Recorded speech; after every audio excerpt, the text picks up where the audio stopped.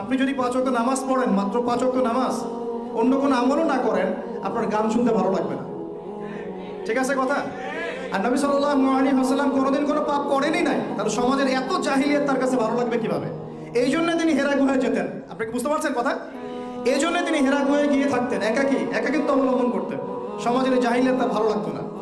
এক পর্যায়ে আল্লাহ রাব্বুল আলামিনের পক্ষ থেকে সেই কাঙ্ক্ষিত সময় চলে আসলো, রমাদানুল মুবারক, লাইলাতুল কদর। ওহী চলে আসলো জিবরাইল আলাইহিস সালামের মাধ্যমে, সূরা আলাক, ইকরা বিসমি রাব্বিকাল্লাযী খালাক, খালাকাল ইনসানা মিন আলাক, ইকরা ওয়া রাব্বুকাল আকরাম আল্লাযী আল্লামা বিল কলম, আল্লামাল ইনসানা মা লাম ইয়ালাম। দেখেন, প্রথম ওহীটা কি কেন্দ্রিক আসছে? পড়াশোনা কেন্দ্রিক। আল্লাহ পাক কিন্তু বললেন না শিরক করো না, মূর্তি পূজা করো না, ব্যভিচারের কাছেও যেও না, তোমরা একে অপরকে হত্যা করো না, পর্দা করো, যাকাত দাও। আছে প্রথম ওহীতে কি আছে? পড়ো পড়ো পড়ো। এটাই আমরা বলি ইয়াং জেনারেশনকে, যদি আমরা চাই যে আমাদের সোসাইটি, আমাদের নেশনটাকে পরিবর্তন করতে, লেখাপড়ার এবং জ্ঞানতাত্ত্বিক বিপ্লবের কোনো বিকল্প নেই।